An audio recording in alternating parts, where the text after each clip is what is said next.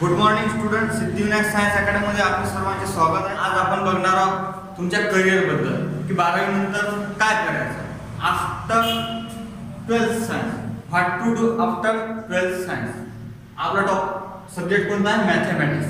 जर का तुम्ही तुमच्या 12th सायन्स मध्ये मॅथ असेल तर तुमच्याकडे सर्व ह्या ऑपॉर्च्युनिटीज अवेलेबल आहेत. आपण ते एक एक डिटेल मध्ये बघू.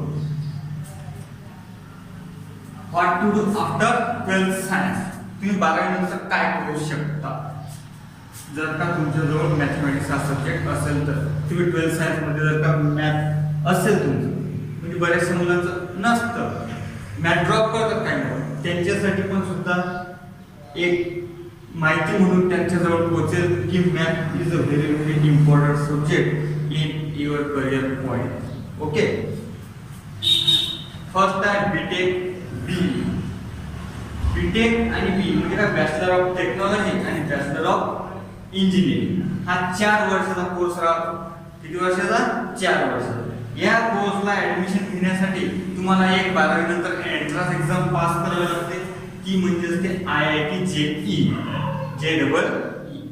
या एक्झाम मध्ये तुम्ही जर का टॉप केलं किंवा चांगला स्कोर केला तर तुम्हाला एका चांगल्या कॉलेजला ऍडमिशन कशाला मिळते? बीटेक किंवा बी. याच्यामध्ये सुद्धा ऑप्शन असतात. काही मुलांना जर का कम्प्युटर मध्ये इंटरेस्ट असेल तर त्यांच्यासाठी B computer, BTech computer science, next mechanical science, electronic and telecommunication science, electronic and telecommunication B हे सुद्धा एक बेस्ट ऑप्शन आहे. इलेक्ट्रिकल, सिव्हिल आणि इन्फॉर्मेशन टेक्नॉलॉजी. याच्यामधलं सिव्हिल इंजिनिअरिंग हे बरेचसे विद्यार्थी करतात. बॉईज हे ऑप्शन पण generally for boys. Civil engineering कडे जास्तीत जास्त मुलं जातात. ओके, याच्यामध्ये तुम्ही रोड कॉन्ट्रॅक्टर आणि स्वतः प्लॅन, होम प्लॅन तयार करून घेऊ शकता. म्हणजे स्वतःच काय सेल्फ एम्प्लॉयड म्हणून तुम्ही काम करू शकता.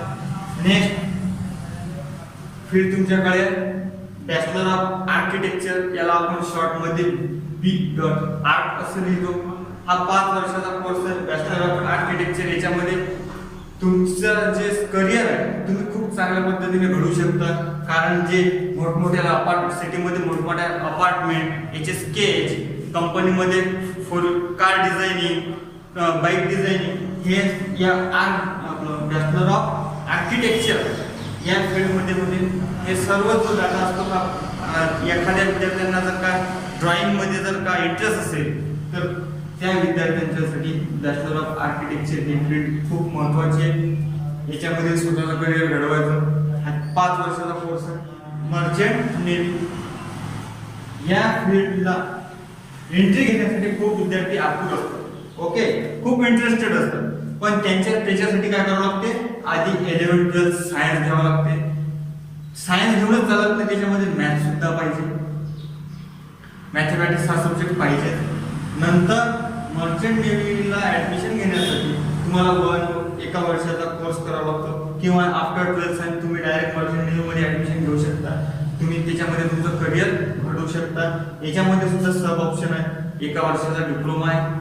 नेक्स्ट BSc नॉटिकल टेक्नॉलॉजी मध्ये 3 वर्षाचा कोर्स आहे. डायरेक्ट तुम्ही वरच्या पोझिशनला तुमची पोस्टिंग होते. B Tech naval architecture and shipbuilding हे एक इन्स्टिट्यूट आहे. याच्यामध्ये तुम्ही बीटेक करू शकता. नंतर मर्चंट नेव्ही तुम्ही जॉईन करू शकता. नेक्स्ट आहे तुमचं कमर्शियल पायलट. तर कमर्शियल पायलट बनण्यासाठी याच्यामध्ये तुमचं करिअर घडवण्यासाठी तुम्हाला मॅथमॅटिक्सची गरज आहे, आवश्यकता आहे. त्याच्यासोबतच तुम्हाला ट्रेनिंग मिळते एव्हिएशन इन्स्टिट्यूट मध्ये. हे एक इन्स्टिट्यूट आहे. या प्रकारचे इंडियामध्ये आपल्या खूप सारे इन्स्टिट्यूट अवेलेबल आहेत कमर्शियल पायलटसाठी. BSc एव्हिएशन सायन्स आहे, हे सुद्धा एक बेस्ट करिअर पॉइंट आहे. नेक्स्ट आहे आपलं BSc. आपल्या भागामधले जनरल विद्यार्थी बीटेक किंवा BE करतात. Most of student 70% student choose B Tech BE. Other जे बाकीचे विद्यार्थी राहतात ते वळतात BSc कडे. हे तर त्यांना माहितीच नसते. हा जो मधातला पार्ट आहे हा त्यांना माहितीच नसते. Bachelor of architecture, merchant navy हे आता बरेचशा विद्यार्थ्यांना माहिती व्हायला लागलं. ओके, नेक्स्ट आपला टॉपिक आहे BSc.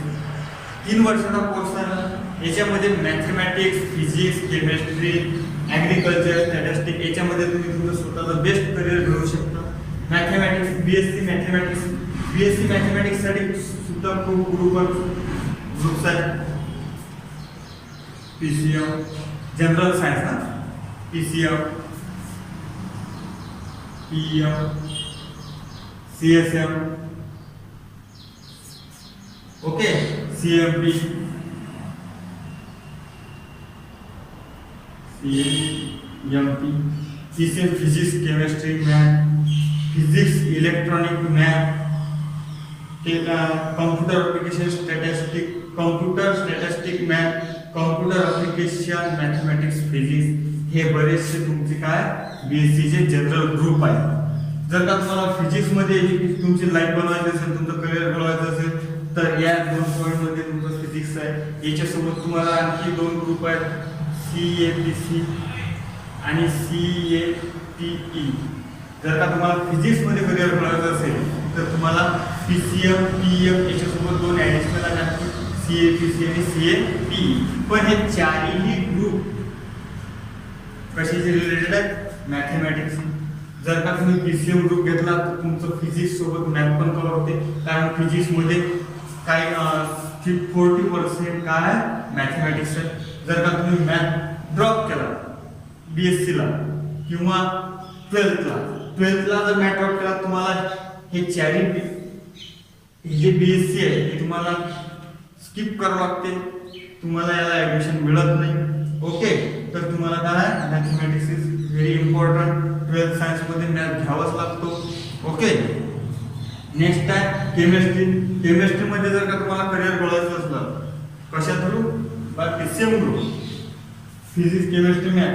तर जर का तुम्ही 12th सायन्स मध्ये जर का मॅथ असलं तर या केमिस्ट्री मध्ये बरेचसे काही युनिट आहेत की ज्याच्यामध्ये डेरिव्हेशन आणि एक्सप्रेशन आहेत, त्याच्यामध्ये मॅथमॅटिक्सचा यूज होतो. याच्यासाठी तुम्हाला सीबीजेड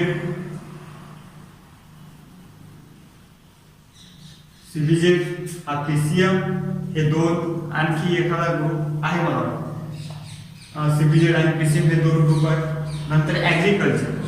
तर ॲग्रिकल्चर ही फील्ड एकूण बऱ्याचशा विद्यार्थ्यांच्या डोक्यामध्ये एक विचार आला असेल की हे तर बायोलॉजीशी रिलेटेड आहे, मग याच्यामध्ये कसा काय मॅथमॅटिक्सचा यूज होतो. तुमचे मोठे भाऊ बहीण त्यांना विचारायचं, जर कोणी ॲग्रिकल्चरला असेल, बीएससी ॲग्रीला असेल तर त्यांना विचारा ॲग्रिकल्चर पुन्हा बीएससी, दादा तू बीएससी ॲग्री केली तर तुला मॅथमॅटिक्स होता, तर तो तुम्हाला सगळं सांगितलं डिटेलमध्ये. त्याच्यामध्ये सुद्धा एक पेपर सेकंडरीला मॅथमॅटिक्सचा असतो, मला वाटतं बीएससी ॲग्रीला एक पेपर मॅथमॅटिक्सचा राहतो. तो खूप हार्ड जातो विद्यार्थी त्या विषयामध्येच फेल होतात मोस्ट ऑफ. म्हणजे त्यांची कंडिशन 3rd इयरला जाण्याची कंडिशन भरतच नाही, म्हणजे इथं पण त्यांना ब्रेक लागतात. त्याच्यासाठी 11th-12th सायन्समध्ये काय करायचं, मॅथमॅटिक्स हा विषय घ्यायचा. आणि एवढा हार्ड नाही आहे, खूप इझी आहे, फक्त अंडरस्टँड समजून घ्यावा लागतो, बाकी काहीच नाही. जर का तुम्ही म्हणसान मी रट्टाफिकेशन करतो, पाठ करून घेतो, पाठ काय करणार, ह्या एवढा टेबल असतो तुमच्या पाठ करणार नाही. ओके, तर समजून घ्यायचा प्रत्येक फॉर्म्युला, थेरम हा समजून घ्यायचा, सूत्र, प्रमेय तुमचं काय. आणि थेरॉटिकल तर आपल्याला खूप कमी प्रमाणात थेरी नाहीच आहे, त्याच्यामध्ये तुम्हाला प्रॉब्लेम्स आहेत, प्रॉब्लेम समजून घ्यायचे, प्रॉब्लेमची मेथड समजून घ्यायची. मॅथमॅटिक्स खूप इझी आहे. आणि स्कोरिंग विषय याच्यामध्ये तुमचे मार्क्स कटत नाहीत. मेन म्हणजे काय, याच्यामध्ये मार्क्स कटत नाही. जे तुम्ही लिहिलं प्रॉब्लेम ॲक्युरेट आन्सर असला आउट ऑफ मार्क्स मिळतात, बाकी विषयामध्ये थेरॉटिकलमध्ये मार्क्स कटण्याचे चान्सेस भरपूर असतात. नेक्स्ट आहे स्टॅटिस्टिक. याच्यामध्ये सुद्धा 40% मॅथमॅटिक्स, 60% मॅथमॅटिक्स राहतात. तर जर का तुम्हाला स्टॅटमध्ये जर तुमचं करिअर घडवायचं असेल तर मॅथमॅटिक्सची गरज आहे. नेक्स्ट आहे एनडीए मध्ये काय आहे, आर्मी, नेव्ही, एअरफोर्स. याच्याकडे बरेचसे मुलं वळतात 12वी नंतर, खूप इंटरेस्टेड असतात. हे एनडीएची एक्झाम असतो. एनडीएच्या एक्झाम मध्ये 2 आपलं मॅथमॅटिक्स हा जो मॅथ आहे, पीसीएम फिजिक्स, केमिस्ट्री, मॅथ, हा जर का मॅथ तुम्ही घेतला नाही तर ही एक्झामच तुम्हाला देता येते. ही एक्झामच देता येते तुम्हाला. एनडीएची जी एक्झाम आहे याच्यासाठी काय पाहिजे? मॅथ पाहिजे. खूप आवश्यकता आहे मॅथमॅटिक्सची. नंतर बीएससी आणि बीटेक वाले जे स्टुडंट असतात, बीटेक बी आणि बीएससी, हे सुद्धा त्यांचं बॅचलर डिग्री कंप्लीट केल्यानंतर एनडीए कडे वळू शकतात. नंतर एससी आणि एक्झाम, हे रेल्वे जे डिपार्टमेंट आहे, रेल्वे डिपार्टमेंट, याच्यासाठी ही एक्झाम होते, ही यूपीएससी कंडक्ट करते. ओके, याच्यामध्ये ही एक्झाम क्रॅक केल्यानंतर 12वी नंतर एक्झाम होती. ही एक्झाम क्रॅक केल्यानंतर, पास केल्यानंतर तुम्हाला 4 वर्षाचं मेकॅनिकल ट्रेनिंग दिलं जातं. 4 वर्षाचं मेकॅनिकल ट्रेनिंग नंतर तुम्हाला पोस्टिंग मिळते तुमच्या ट्रेनिंगच्या बेसवर, की तुमची त्याच्यामध्ये किती प्रगती आहे. ओके, नेक्स्ट आहे बिझनेस मॅनेजमेंट. बिझनेस मॅनेजमेंटमध्ये first degree bachelor of business administration, याच्यामध्ये सुद्धा मॅथचा उपयोग होतो. नेक्स्ट आहे बॅचलर ऑफ मॅनेजमेंट सायन्स, खूप रोल करते मॅथमॅटिक्स या दोन फील्डमध्ये. नंतर आहे सी आणि सी एस, हे दोन्ही पॉईंट बीकॉम शी रिलेटेड आहे. B Com commerce. Okay, but commerce मध्ये काय आहे, बीकॉम मध्ये काय आहे, जनरली 40 to 50% सिलेबस जो आहे हा आपला मॅथचाच आहे. बीकॉमला जे मॅट्रायसिस, स्टॅटिस्टिकल पार्ट, हा सर्व तुमचा बीकॉम मध्ये रिपीट होतो. बीकॉमचे आणि आपले युनिट कम्पेअर करायचे, युनिट सेम आहे, फक्त प्रॉब्लेम थोडे चेंजेस आहे. ओके, तर सीए आणि सीएस तुम्ही चार्टर्ड अकाउंटंट ही सुद्धा एक्झाम देऊ शकता. नंतर शेवटचा टॉपिक अदर कोर्सेस. ओके, 12वी नंतर जर का तुमचा यापैकी कुठं नंबरच लागत नसेल, कोणती फील्डला तुम्हाला एंट्री मिळतच नसेल, ऍडमिशन मिळतच नसेल, तर आणखी घाबरायचं काम नाही. तुमच्याकडे हे ऑप्शन आहे, तर bachelor of physical education, BPA, bachelor of physical education. जर का काही विद्यार्थ्यांना स्पोर्टमध्ये त्यांचं करिअर घडवायचं असेल, स्पोर्टमध्ये इंटरेस्ट असेल, तर त्यांनी बीपीएडचा कोर्स करायचा, बॅचलर ऑफ फिजिकल एज्युकेशन. याच्यामधून तुम्ही जे आपलं महाविद्यालय, आपलं विद्यालय असतात, 10वी पर्यंत शाळा असतात, त्याच्यामध्ये तुम्हाला एक पिरियड असते, म्हणजे एक लेक्चर असते फिजिकलचं. ओके, त्याच्यामध्ये तुम्हाला स्पोर्ट्सच्या बद्दल माहिती दिली जाते, स्पोर्ट्स शिकवले जाते. ओके, ते शिक्षक तुम्ही याच्या थ्रू लागू शकता, जॉईन करू शकता. नेक्स्ट आहे BHMS, बॅचलर ऑफ जर्नलिझम. जर का एखाद्या विद्यार्थ्यांना, काही विद्यार्थ्यांना अँकरिंग मध्ये इंटरेस्ट असेल, टेलिकम्युनिकेशन मध्ये इंटरेस्ट असेल, टेलिव्हिजन मध्ये इंटरेस्ट असेल, तर हा कोर्स केल्यानंतर तुम्हाला तिथं जॉब मिळण्याचे खूप जास्त चान्सेस राहतात. नंतर आहे BHM, BCA, हे खूप सारे ऑप्शन तुमच्यासाठी अवेलेबल आहे. पॉलिटेक्निक हा तर 10th नंतर सुद्धा काही विद्यार्थी बरेचसे विद्यार्थी याला ऍडमिशन घेतात.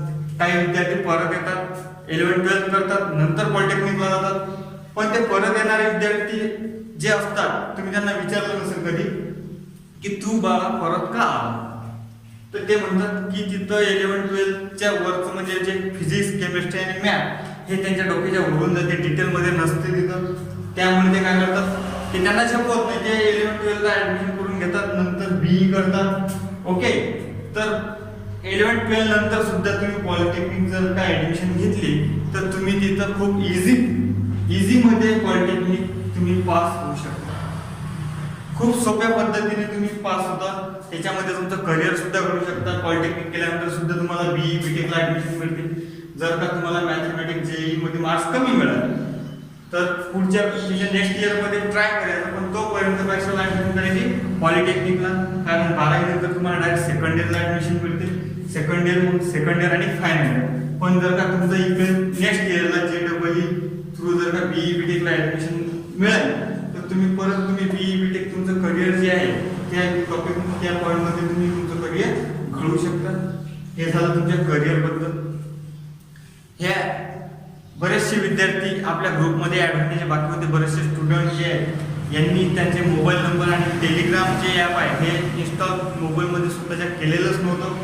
त्याच्यामुळे बरेचसे विद्यार्थ्यांना माहिती होण्यासाठी हे सर्व तुम्हाला या 3rd लेक्चरमध्ये मी तुम्हाला सांगितलेलं आहे.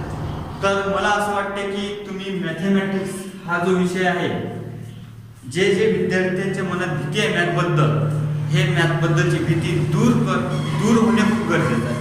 ओके, तर मॅथमॅटिक्स एवढं हार्ड नाही आहे. तुम्ही तुमच्या मनामध्ये जेवढी भीती निर्माण झालेली आहे, तुमच्या शिक्षकांनी म्हणा किंवा घरच्यांनी म्हणा किंवा आजूबाजूचे जे विद्यार्थी असतात ते म्हणा, यांच्यामुळे विद्यार्थ्यांच्या मनामध्ये दडपण निर्माण होते की मॅथ खूप भारी आहे, खूप हार्ड जाते.